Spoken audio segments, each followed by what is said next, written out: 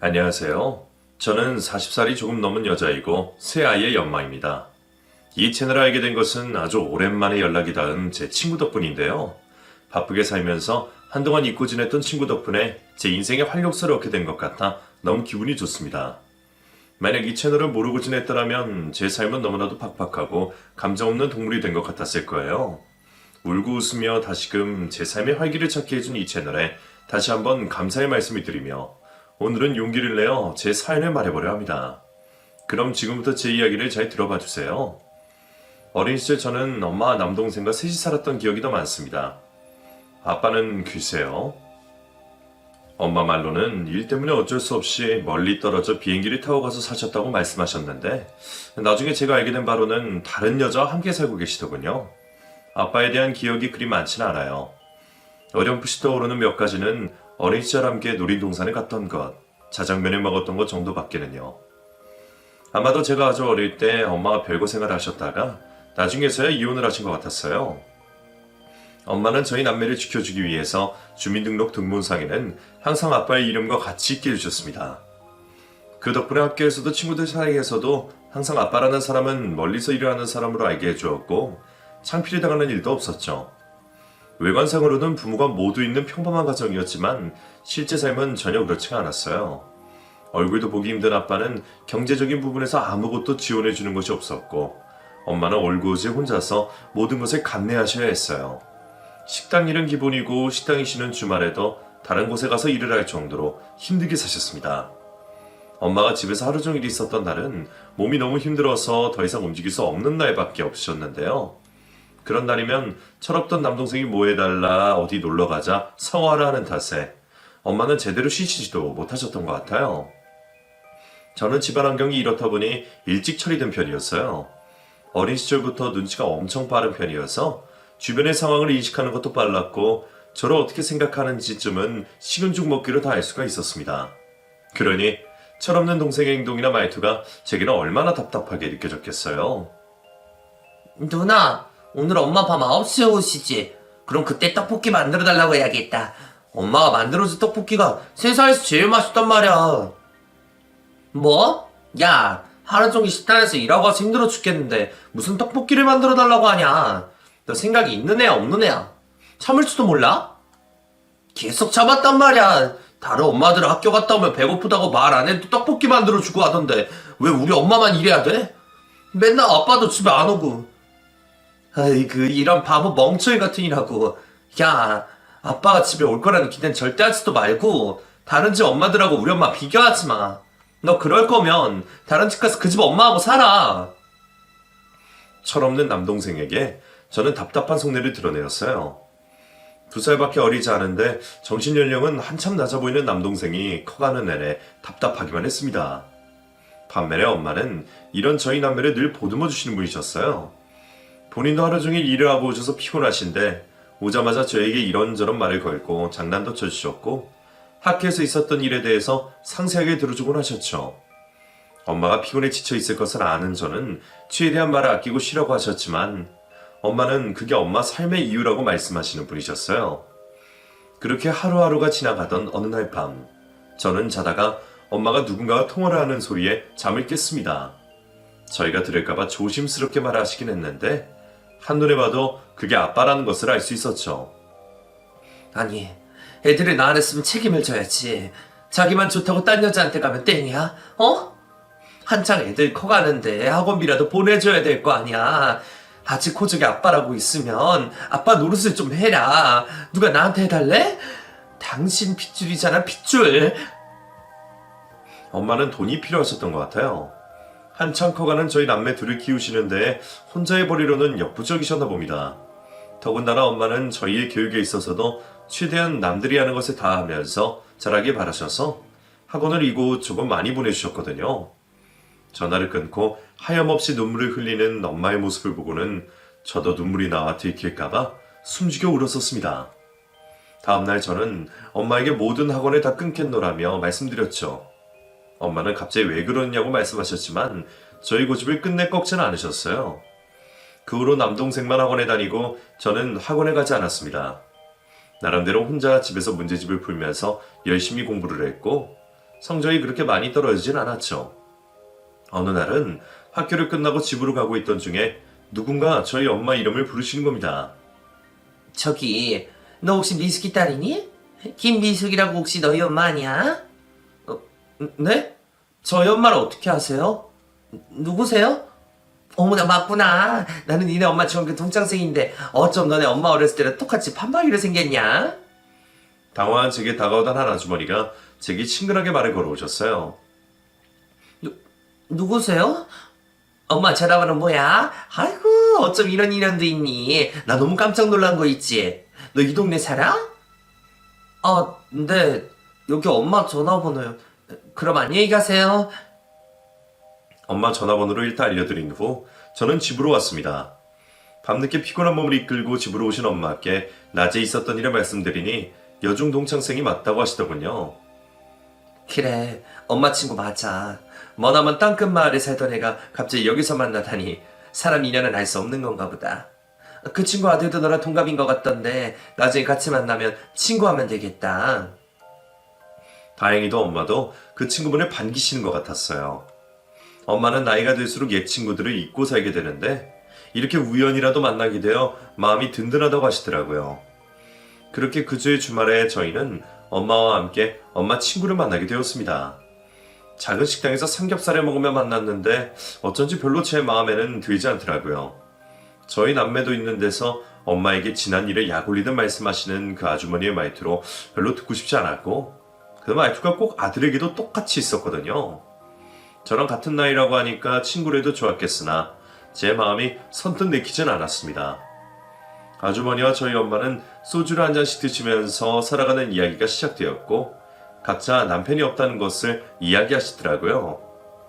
저희 아빠는 표면적으로는 해외에 돈을 벌러 나가셨는데 사실은 처자식을 버리고 나갔다는 것이라고 말씀하셨고 그 아주머니의 남편분 역시 바람이 나서 아예 이혼을 했다고 하시더군요. 두 분은 서로의 아픔을 따뜻하게 더듬어 주시면서 눈물까지 흘리셨습니다. 내가 어디 가서 이런 얘기를 할 수가 있었겠니? 우리 집 바깥 사람 머리 해외에 가서 돈 벌고 있는 줄 안다고. 아휴, 이제라도 만나서 너무 반갑다. 속 얘기도 하고. 그래. 친구밖에 더 있냐? 아무리 이웃사촌이 가까워도 어린 시절 함께 보낸 친구랑은 다르다니까. 이제 우리 힘든 거 서로 터놓고 의지하면서 지내자, 어? 내가 아주 왠지 이쪽 동네로 이사를 오고 싶더라니. 네가 있어서 우리 조상님들이 발길이 이쪽으로 인도해 주셨나봐. 저는 마음에 들지 않았지만 엄마의 그런 모습을 보니 저까지 너무 기분이 좋았어요. 그동안 일만 하시면서 힘들게 사셨는데 앞으로는 이 아주머니와 연락도 하며 지냈으면 좋겠다 싶었죠. 그 후로 저희는 아주 자주 만났습니다. 주말이면 함께 동네 놀이터에서 놀기도 했고 서로의 집까지도 오가며 밥도 먹었죠. 두 집 모두 아빠가 없으니 오히려 서로의 집에 드다니는 것도 쉬웠던 것 같아요. 그리고 몇 달 후 그 친구와 저는 학교에서 같은 반으로 편성이 되었습니다. 먼 지방에서 전학을 왔기에 사투리도 심했고 낯설어 했는데 제가 아주 많이 챙겨주면서 저희는 서로 가까워졌어요. 그 친구는 약간 누군가에게 의지하는 타입이었어요. 보통의 남자아이들과는 조금 달랐죠. 무슨 일만 있으면 제게 쪼르르 달려와서 일러 바쳤고 제가 나서서 뭔가를 해결해 주길 원하는 것 같았어요. 한 번은 같은 반에 있던 다른 남자아이가 그 친구에게 사투리를 쓴다며 놀려댔고 제가 그걸 대신 나서서 이야기를 해준 적도 있었습니다. 다행히 반에서 제가 친구들에게 인기도 있고 그랬었기 때문에 제 말을 들어주긴 했는데 왠지 그 후로부터는 제게 점점 더 의지를 하는 것 같더라고요. 마치 저는 제 남동생과 이 친구까지 두 명의 남동생을 챙겨야 하는 기분이 들었지만 그것도 꽤 나쁘지는 않았던 것 같아요. 제 성격이 그런 부분도 없지 않아 있었거든요.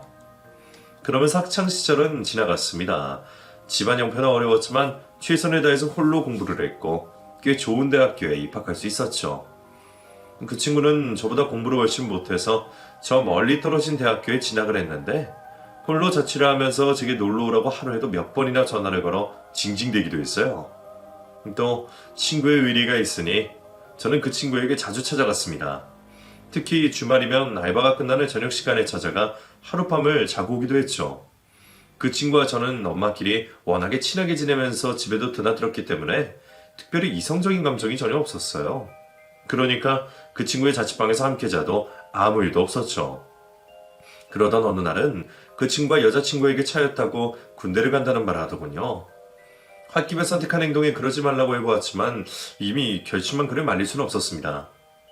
입대를 하기 며칠 전 그 친구에게 송별을 해주기 위해서 그 친구가 있는 곳으로 향했고 저희는 술이 떡이 될 때까지 마셨어요. 비틀대면서 혀가 꼬부라질 정도로 마셨으니 얼마나 많이 마셨는지 모르겠네요. 그렇게 그날도 술이 떡이 되어서 그 친구의 자취방에 가서 잠을 잤는데 새벽에 뭔가 이상한 느낌에 눈을 떠보니 그 친구가 제 입에 입을 맞추고 있었습니다. 이러면 안 되는 줄 알면서도 저도 술김에 되돌릴 수 없는 강을 건너고 말았고 그날 이후 저희 둘의 관계는 엄청나게 어색해져 버렸죠. 결국 군대를 입대하던 그날 서로 눈도 마주치지 못한 채 헤어지게 되었고 그날 이후 저는 많은 생각에 빠지게 되었습니다. 남자의 경험도 처음이었는데다가 이렇게 한 행동에 대해서 서로 책임을 져야 한다고 느꼈거든요. 그 친구도 저와 비슷한 생각을 갖고 있었는지 훈련소의 훈련이 다 끝난 후 몇 달 뒤에 전화가 와서 만나자는 말을 했어요. 결국 군대에 첫 휴가를 나와 만나게 되었고 그날 이후 저희는 연인 관계로 발전하기로 했죠. 처음에는 그 남자에게 이성적으로 많이 끌리는 것은 없었어요. 그냥 술을 한잔 마시고 했던 행동 때문에 책임감이 많았죠. 그런데 시간이 갈수록 군 생활을 힘들게 하는 그 친구에게 힘을 주게 되면서 점점 마음이 커져갔던 것 같아요. 그 친구는 정말 다른 사람에게 의지를 많이 하는 스타일이었고 군 생활도 힘들어했어요. 일명 관심병사라고 불러올 정도로 어울리지 못했고 저는 혹시라도 발생할 수 있는 여러 가지 문제에 대해서 칼날이 곤두섰습니다. 그래서 매번 면회를 갖고 편지나 선물도 엄청 많이 보냈어요. 휴가를 나오면 왼종일 모든 스케줄을 포기하고 그 친구와 모든 시간들을 보낼 정도였죠. 혜정아, 난 정말 너 없었으면 어떻게 살았을까? 네가 내 옆에 있어서 너무 좋아. 절대로 나 떠나지 마. 알았지? 평생 내 옆에 있어줘. 그래, 아무 걱정하지 말고 너는 군생활 잘 버텨. 혹시라도 나쁜 생각이나 이런 거 절대 하지 말고. 나도 생각하고 너희 엄마도 생각하면서. 남친의 나약함은 가끔씩 저를 힘들게 하기도 했지만 그때까지만 해도 참을 수 있었어요. 하지만 시간이 가면서 점점 저도 인내심의 한계에 도달하게 되었죠. 군대를 제대한 남친은 하루 종일 아무것도 안 하고 방구석에 틀어박혀 있는 시간도 많았고 무언가 세상에 불만이 가득한 듯한 생활을 했어요. 어떻게든 세상 밖으로 끌어내고 싶었지만 남친을 말리기는 힘들었습니다. 시간이 지날수록 점점 저는 남친에게 실망을 하게 되었고 결국 저희는 헤어짐을 맞이하게 되었죠. 저희는 헤어졌지만 엄마들끼리 너무 장래가 잦은 친구 사이였기 때문에 의도치 않은 만남을 할 수밖에 없었어요. 그리고 그때쯤 엄마 친구의 남친 어머니가 남자가 생겼다면서 곧 결혼을 할 것 같다는 말을 들었어요. 그 사람 정말 자상하고 돈도 많아. 거기 식당 알지? 사람 줄 서서 먹는 곳 있잖아. 거기 사장이라니까. 응? 나 좋다고 얼마나 쫓아다니던지. 나 이제 고생 끝 행복 수차인가 보다. 어머 너무 잘됐다. 너 이혼하고 혼자 힘들게 살면서 아들 키웠는데 이제라도 여유 있는 사람 만나서 편하게 살면 얼마나 좋아. 잘됐어. 축하해. 그래 고마워. 그러니까 너도 혼자서 청순 그만 떨고 웬만한 남자 만나서 연애도 좀 하면서 그러고 살아라. 몸 아껴봤자 나중에 관속에 들어가기밖에 더해. 몸 다 썩기 전에 좀 즐기면서 살라고. 돈 많은 영감 튀면 완전 땡큐고. 남친의 엄마는 자랑하듯이 저희 엄마에게 말씀하시더라고요. 마치 앞으로는 아무 걱정 없이 돈도 많게 행복하게 살 수 있을 수 있다고 생각하신 것 같아요. 그리고 얼마 후 진짜 남친 엄마는 그 식당 사장님과 살림을 합치게 되었죠. 원래부터 말투가 곱지 않으신 스타일이셨는데 그 남자와 함께 사시게 된 이후로는 정말 저희에게나 저희 엄마에게 말을 너무 함부로 하셨어요. 엄마는 그런 말을 꾹 참으시면서 인상 좋게 버티긴 하셨지만 제가 곁에서 듣기에도 너무나 기분이 나빴습니다. 살림살이가 늘 빠듯하게 살고 있는 저희 엄마인 걸 뻔히 아시면서도 어쩌면 사람이 그런 식으로 말을 하던지 아직도 그 말투가 기억에 생생하네요. 어머나, 너는 옷이랑 머리가 이게 뭐니? 사람이 나이가 들수록 교양이 있고 좀 지적이게 보여야 하는데. 그렇게 내가 팔짝 고칠 수 있을 때 빨리 고치라고 했잖아. 꼴이 그게 뭐냐? 야, 갑자기 왜 이래? 너도 얼마 전에 나랑 똑같았는데 내가 뭐 혼자 팔짝 고치고 싶다고 다 되냐? 나도 왜 안 그렇고 싶겠어. 마음같이 안 되니까 그렇지 뭐. 아무튼 보기 좋다. 남자 잘 만나서 팔자 고친 거 축하해. 엄마는 씁쓸한 표정을 지으시며 괜찮은 척 하셨지만 왠지 얼굴에는 근심이 가득하신 얼굴이셨어요. 저는 엄마에 대한 애착이 남다른 사람이에요. 어린 시절부터 아빠가 엄마를 어떻게 하고 나가셨는지도 알게 되었고 저희를 위해 엄마가 얼마나 많이 힘든 삶을 살았는지 알기 때문에 남들이 생각하는 그런 것보다는 훨씬 더 큰 마음이 있었습니다. 무조건 제가 돈을 많이 벌어서 엄마를 행복하게 고생 안 시키게 해드리고 싶다는 마음뿐이었죠.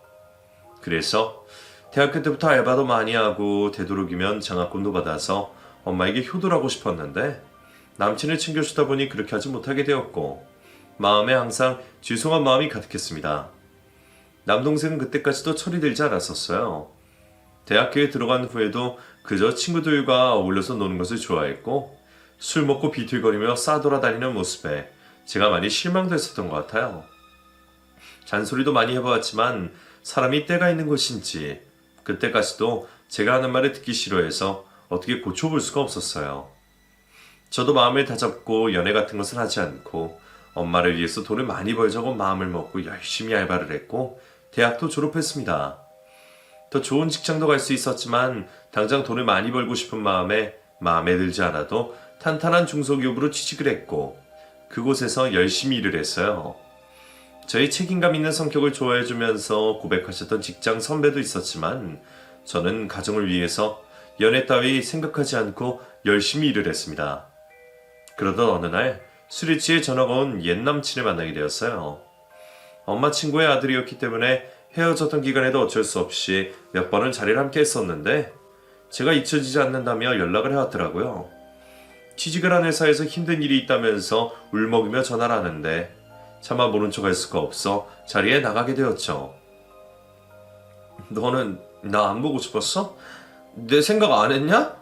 우리 그래도 아주 어릴 때부터 군대에 가 있는 동안에도 항상 함께였잖아. 다 지난 일인데 뭘. 이제는 그냥 우리 엄마 친구 아들로 편하게 만나는 수밖에. 뭐가 그렇게 힘이 들어서 그래? 말해봐. 내가 얘기는 들어줄 수 있어. 그냥 세상이 내 마음대로 되는 것 같지가 않아서 회사도 마음에 안 들고 우리 엄마랑 같이 살고 있는 그 아저씨도 마음에 안 들고 그냥 다 별로야. 다 별로. 세상이 마음먹은 되는 사람이 어디 있어. 다 똑같지.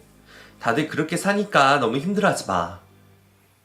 제가 아무리 달래도 그 친구는 너무나 힘들어하더라고요. 결국 그 친구는 몸을 가누지 못할 정도로 취해버렸고 저는 그 친구를 부추겨주다가 결국에 또 숙박업소를 들어가게 되었습니다. 그리고 그 친구는 단 한순간도 저를 잊어본 적 없다는 말로 저를 안았고 저희는 다시 그날 함께 밤을 보내게 되었어요. 그 결과로 저는 임신을 하게 되었고 저희 엄마는 둘째치고라도 남친의 어머니가 너무 황당해 하시면서 막말을 하시는데 진짜 참기 힘들 정도였어요. 마치 저 때문에 멀쩡한 자기 아들이 큰 손해를 보는 것 같은 말투는 저뿐만 아니라 저희 엄마와 동생까지도 화를 나게 만들었죠. 아니 멀쩡하게 회사 다니고 있는 애를 말이야. 임신이라니. 이게 무슨 말이나 되는 소리야? 여자애가 자기 몸 하나 관리 못하고 뭐 하는 거야 정말. 내가 겨우 이런 집에 결혼시키려고 그렇게 어렵게 키운 줄 아니? 참 기가 막혀서는. 남자한테 관심 없다고 해놓고 어떻게 이렇게 뒤로 호박씨를 깔 수가 있어. 얘 무슨 말을 그렇게 하니? 둘이 좋아서 그런 거지 무슨 우리 애가 꼬신 것처럼 말하지 말아라. 그리고 우리 딸도 어디 가면 둘째가라면 서러워. 책임감 있고 똑똑하고 능력도 있고. 뭐가 부족하니? 그러지 말고. 그러지 말기는 네 딸이 어디 볼 게 있다고 그래? 홀어머니에 바람나서 도망간 아빠까지 부모 닮는다고 하던데 네 딸도 바람 안 난다는 보장이 있어? 남친 엄마의 말에 진짜 결혼을 취소하고 싶을 정도였어요. 아무리 뱃속에 아이가 있어도 도저히 참기 힘들 정도의 막말을 하시는데 한숨만 나왔습니다. 하지만 엄마는 절대로 새 생명을 포기할 수는 없다고 하시며 결혼을 추진하셨고 일단 결혼을 몇 년간만 잘 지내면 분명히 예비 시모의 마음이 바뀔 수 있다고 하셨어요. 그렇게 저희는 너무나도 갑작스러운 결혼을 하게 되었습니다. 저희 집은 아직 결혼에 대비할 만한 돈을 모아두지 못한 상태였기 때문에 엄마는 남한테 아쉬운 소리까지 해서 돈을 빌려 제 혼수를 해주셨고 그 돈을 갚으시느라 평소보다 더 많은 일을 하셔야 했어요. 저도 그걸 알고 있기에 회사에서 닥치는 대로 추가 근무를 했고 엄마를 도와드리려고 노력했어요. 시모의 구박과 모진말을 견뎌내며 전 그 후로 아이 셋을 낳았습니다. 그러면서 단 한순간도 놀지 않으려고 아이를 맡기고 회사에 다녔고 육아휴직 기간에는 집에서 부업을 하면서 생활에 나갔어요. 그러는 동안 남편은 몇 번이나 직장을 옮기면서 힘들어했고 결국 PC방에서 알바를 하는 가장으로 변해 있었어요. 애초에 남편이라는 사람은 마음이 여린 사람이었어요. 그렇다 보니 가정을 위해서 참고 견디는 것보다는 그저 자신이 힘들고 지치면 언제든지 도망을 가는 도피처가 필요했죠. 결혼 후에도 도피 여행을 다니고 말도 없이 회사에 사직서를 낼 만큼 나약한 모습을 많이 보여줬습니다. 있는 실망 없는 실망을 다 했지만 그래도 어쩔 수 없이 제 남편이고 아이들의 아빠였기에 꾹꾹 참으면서 하루를 보냈어요. 빡빡한 시모보다는 그래도 시부가 제게는 편했습니다. 성격도 쿨하셨고 집안에 관심이 없으신 모습이 오히려 며느리로서는 좋더라고요. 이래도 괜찮다 저래도 괜찮다 하시면서 여유 있는 모습을 보여주셨는데 저는 어느새 시아버지가 더 편해진 것 같아요. 시아버지는 규모가 꽤 큰 식당을 운영하셨는데 가게를 하시며 본인의 취미생활도 하셨고 모임도 꽤 많으셨어요. 그러다 보니 주변에는 항상 사람들이 많았습니다. 어느 날 시모 때문에 너무 속상한 마음에 시부의 식당에 들러 음식을 포장해 가려고 하다가 우연히 시부가 다른 여자와 다정하게 대화를 하는 모습을 듣게 되었어요. 하이, 걱정하지 말라니까. 혼인신고도 안 하고 그냥 사는 거야. 그리고 나 벌써 질렸어. 내 돈만 보고 그저 눈독 들이는 그런 여자 난 딱 질색이라니까. 그거 헤어질 거니까 걱정하지 마. 난 너밖에 없어 정말이야. 진짜지? 진짜 오빠 나만 좋아하는 거지? 당장 헤어져 그럼. 그 늙은 아줌마랑 왜 뭐하러 살아? 그 아줌마 밖에서는 오빠가 식당이나 물려줄 것처럼 얘기하고 다니고 그런 거 정말 꼴보기 싫단 말이야. 혼인신고도 안 했는데 왜 그렇게 꼴보기 싫게? 그래 나도 다 알아. 내가 그냥 여자로도 안 본다니까. 하도 애걸복걸하니까 버티고는 있는데 애정도 없고 아무 느낌도 없어. 걱정 마. 알지? 시부는 다른 여자와 시모에 대한 욕을 하고 있었습니다. 그리고 저도 몰랐는데 시부와 시모는 혼인신고도 하지 않은 상태이더라고요. 시모가 저희 엄마에게 하신 말씀으로는 재산에 대해서도 권리가 있다고 하면서 정식 부인이라고 하셨는데 그건 다 거짓말인 것 같았습니다. 순간 저도 모르게 저는 그 상황을 사진을 찍어두고 동영상도 찍었어요. 다정하게 팔짱을 끼고 딱 옆에 붙어 앉아 대화를 나누는 모습은 마치 영락없는 부부 사이 같았거든요. 후다닥 그곳을 빠져나와서 집으로 돌아가는데 아무리 제게 구박을 하고 못해주는 시모라도 왠지 불쌍한 느낌도 들었어요. 아무것도 모르는 시모는 그날 저녁도 제게 전화를 걸어서 자기 아들 잘 챙겨주라면서 저 때문에 직장에서 안정도 못 찾고 급하게 결혼을 했다며 구박을 하셨거든요. 당장이라도 시부의 행동을 말씀드리고 싶었지만 괜히 제가 나서서 일을 망치게 될까봐 차마 말씀을 못 드렸어요. 나이가 나이인지라 친정엄마에 대한 걱정도 많았어요. 어찌됐든 남동생도 혼자 독립을 했고 혼자 살고 계시는 엄마가 마음에 늘 걸렸거든요. 큰 마음을 먹고 엄마의 생시 때 모아둔 돈으로 건강검진권을 선물해드렸습니다. 최근 들어 엄마가 이유 없이 살도 좀 빠지고 무척이나 피곤해 하셨었거든요. 더욱이 원래부터 위장이 좋지 않으셔서 쉽게 장염도 걸리시고 복통과 설사가 많으셔서 엄마 자신도 걱정을 하셨던 것 같아요. 그리고 나서 며칠 후 엄마는 제게 울면서 전화를 하셨습니다. 무슨 일이냐고 물어도 대답도 하지 못하신 채 그저 저보고 행복하게 잘 살라고만 말씀하셨죠. 순간적으로 이상함을 느낀 저는 당장 친정으로 달려가고 왔고 엄마에게서 청천벽력 같은 소리를 듣게 되었어요. 그동안 이상징후를 느꼈던 것들은 현실로 다가왔고 현재 암 3기 말 즈음 되었다고 하시더군요. 엄마, 그게 무슨 말이야? 엄마가 왜 암이야? 말도 안 돼. 엄마 슈퍼우먼이잖아. 이렇게 강한 엄마가 암이라는 말도 안 돼. 믿을 수 없어. 왜 아파? 엄마 아니야. 제발 아니라고 말해. 미안하다. 이 엄마가 끝까지 니네들한테 도움 한 번 못 되고 마지막까지 이렇게. 엄마 최선을 다해서 살았는데 내 복은 여기까지인가 봐. 미안하다. 정말 미안해. 그날 엄마와 저는 얼싸안고 아주 많은 눈물을 흘렸어요. 그리고 다음날 엄마를 모시고 건강검진을 받았던 병원에 찾아가 앞으로 치료를 해야 할 자세한 방법에 대해 들을 수 있었죠. 당장에 항암 치료를 시작해서 일단 암덩어리를 줄여야 하고 어느 정도 크기가 줄어들면 수술을 해야 한다고 하셨습니다. 하지만 연세도 있으셨고 면역력도 많이 떨어진 상태라서 그 어느 누구도 장담할 수는 없다고 하시더라고요.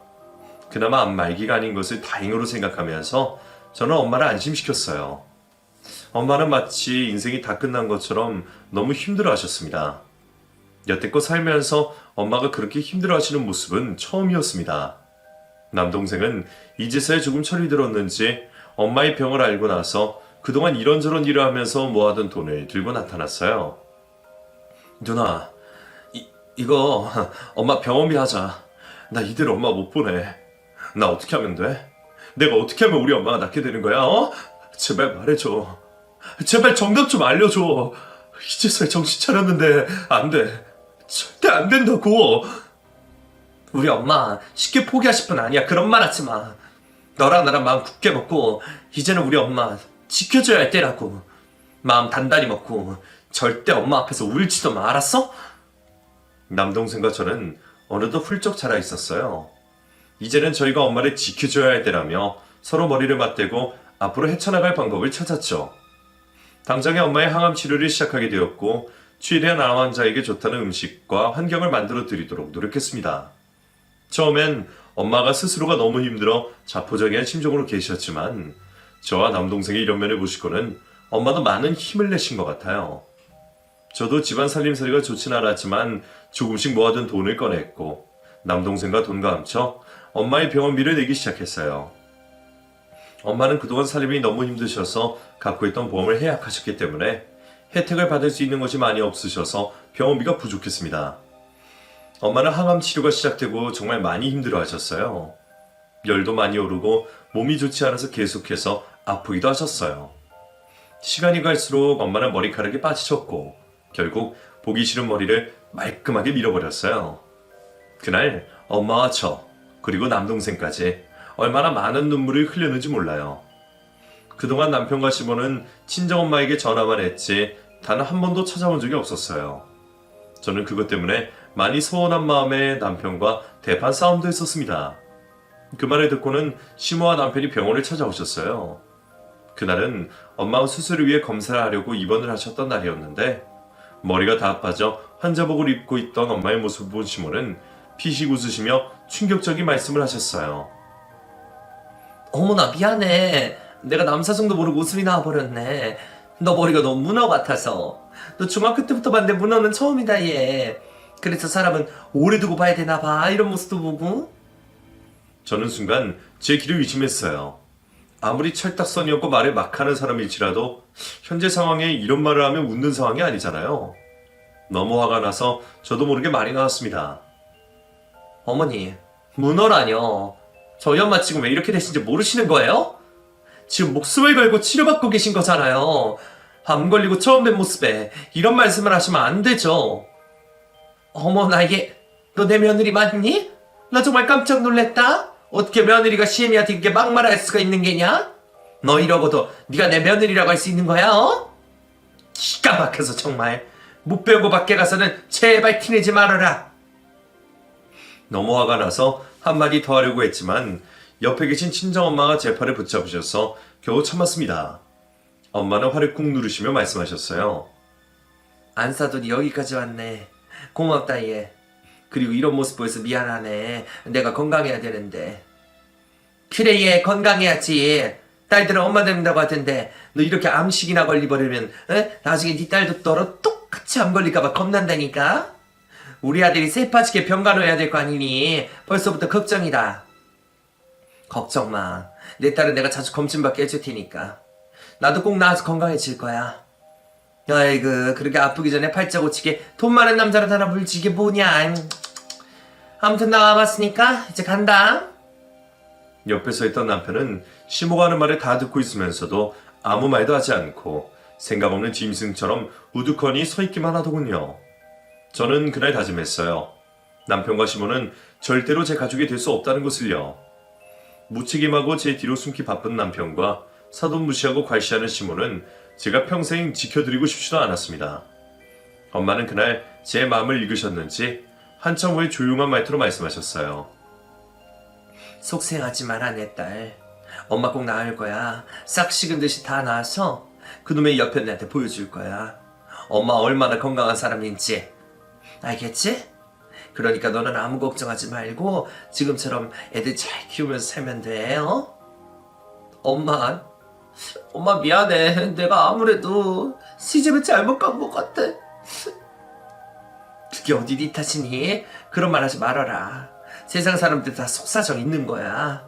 자식 보고 그저 자식 하나 보고 사는 거야. 우리 딸 마음 아프지 마. 알겠지? 엄마는 그날 이후 정말 열심히 치료를 받으셨고 수술도 성공적으로 마칠 수 있었습니다. 수술 후에도 경과를 보러 자주 병원에 드나들었는데 의사 선생님도 경과가 아주 좋다면서 앞으로도 면역력 증진을 위해서 노력을 많이 해달라고 부탁하셨죠. 엄마는 암수술 이후에 더욱더 긍정적이고 강한 사람이 되어 가셨어요. 몸이 다 회복하지는 못하셔서 일을 하러 밖에 나가진 않으셨지만 집에서 부업을 가지고 와서 열심히 일을 하셨죠. 저는 어떻게든 일을 하지 못하게 말렸지만 엄마는 오히려 자신이 이렇게 무엇이라도 할 수 있는 사람이라서 행복하다고 하셨습니다. 남동생은 철이 많이 들어 있었어요. 자신이 혼자 독립을 해서 살고 있는 집을 정리해서 그 돈을 엄마에게 드렸고 다시 집에 들어와 엄마 곁에 있으면서 챙겨드리고 싶다고 했죠. 그렇게 철없이 엄마에게 징징대고 했던 놈이 어떻게 이렇게 커서 이런 생각까지 하게 되었는지 새삼 놀라기도 했어요. 남동생이 준 돈과 제가 준 돈으로 병원비를 했고 조금 남은 돈을 엄마는 누군가에게 갚으셨어요. 알고 보니 엄마가 병원비가 모자라서 누군가한테 돈을 조금 빌리신 모양이더군요. 그리고 이 시기에 저희 시모에게도 돈을 좀 빌려달라고 했다가 매몰차게 거절도 당했다는 말씀을 하셨어요. 저는 이 말을 듣고 더 이상은 참지 못했고 그동안 참고 있던 인내가 폭발했습니다. 엄마의 피나는 노력으로 엄마의 수술 경과도 너무 좋았고 머리카락도 꽤 많이 자라고 있을 때쯤 저는 시모에게 시부가 어떤 사람인지에 대해서 알려주었어요.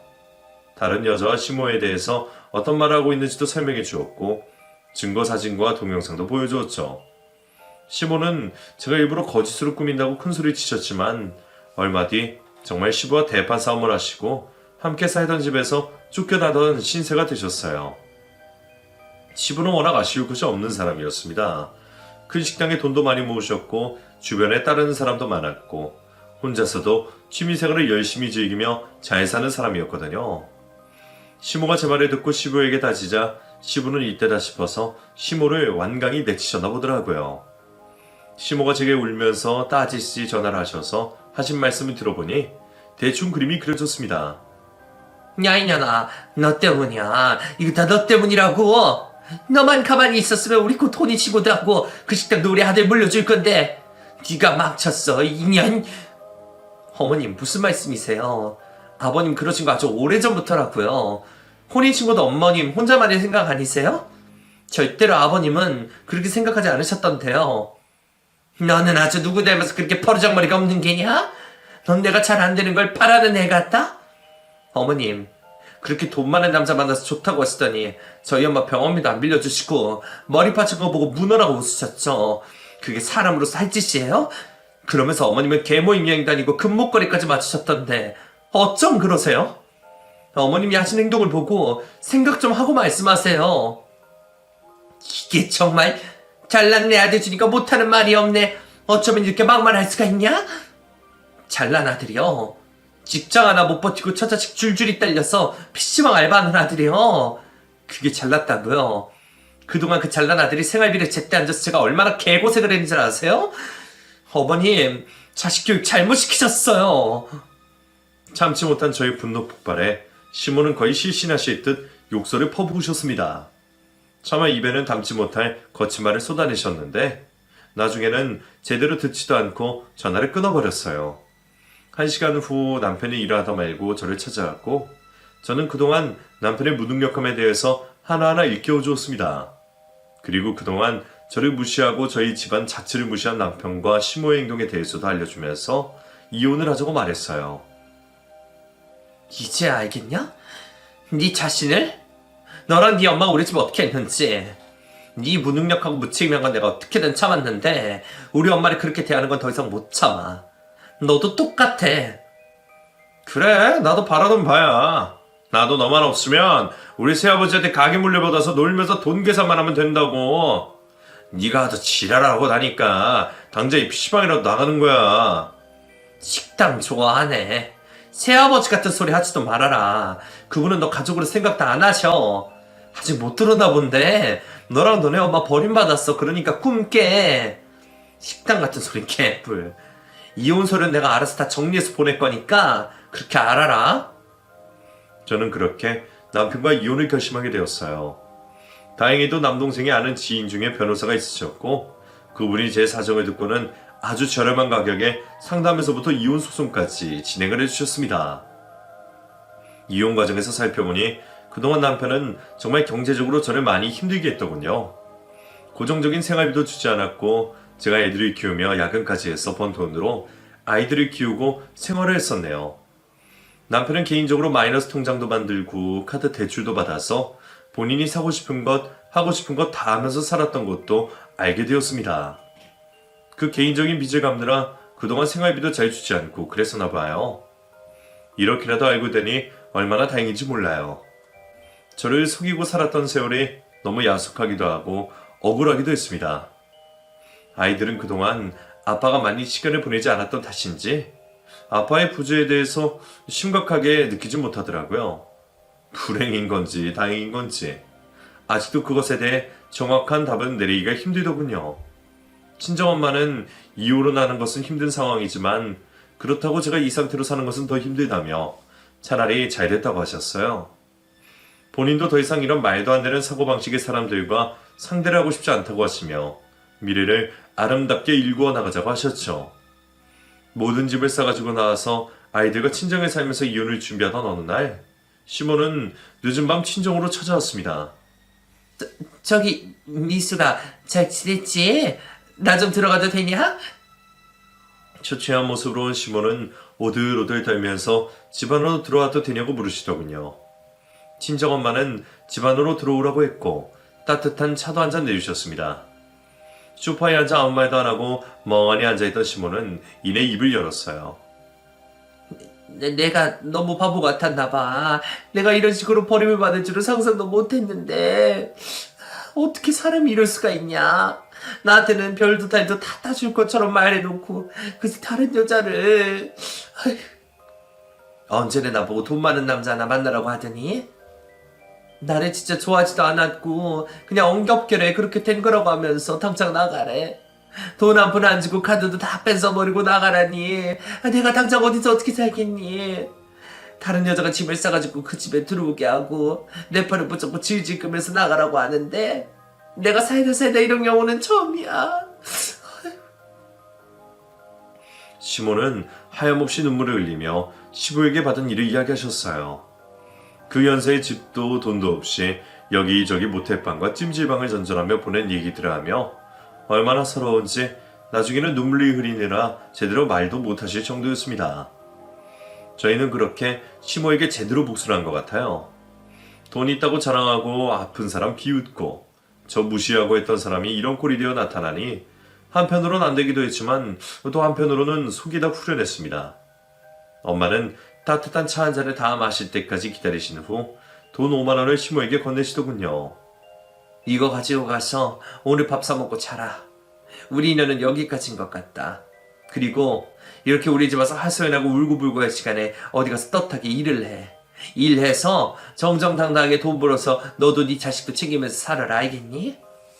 내가 암 걸려서 병원비 빌려달라고 할 때 네가 매몰차게 나한테 했던 말이니까 잘 알아들을 거라 믿는다. 잘 가라. 시모는 고개를 숙인 채 아무 말도 하지 못하고 친정엄마가 주신 5만 원을 가지고 집을 나가셨습니다. 그 후로 저는 이혼이 아주 잘 완료가 되었고 재산분할에 있어서도 유리하게 승소할 수 있었어요. 친정엄마와 남동생 그리고 제 아이들과 함께 사는 집은 작지만 따뜻했고 항상 웃음소리가 가득 넘쳐났습니다. 그 후로 시모는 어느 작은 식당에서 일을 하신다고 하더군요. 자신의 아들이 힘들다고 일을 하지 않기에 본인이 벌어서 집안 경제를 책임진다며 힘들다고 또다시 친정엄마에게 전화를 걸어 하소연을 하셨대요. 하지만 엄마는 더 이상 그 전화도 받지 않으셨고 그렇게 그 집과의 악연은 끝이 났네요. 아빠라는 사람이 아이들이 보고 싶지도 않은지 이혼 후 1년간은 연락 한 번 없는 모습을 보고 정말 제가 사람을 잘못 골랐다는 생각도 했습니다. 하지만 저는 아이들이 저처럼 아빠 얼굴도 모르고 자라나는 걸 싫었기에 1년이 지난 뒤 연락을 해서 아이들과 정기적으로 밥을 함께 먹으라고 했고 현재까지 완벽하진 않지만 그래도 조금 지켜지기는 하고 있네요. 몇 년이 지난 지금 저와 엄마는 작은 식당을 개업해서 알차게 운영 중이고 남동생은 결혼을 해서 아이까지 낳아 잘 살고 있습니다. 앞으로는 저희 가족은 열심히 건강하게 살아나갈 거예요. 이 사연을 들으시는 모든 분들도 항상 건강하고 행복하게 살아가셨으면 좋겠습니다. 그럼 끝까지 들어주셔서 감사드려요.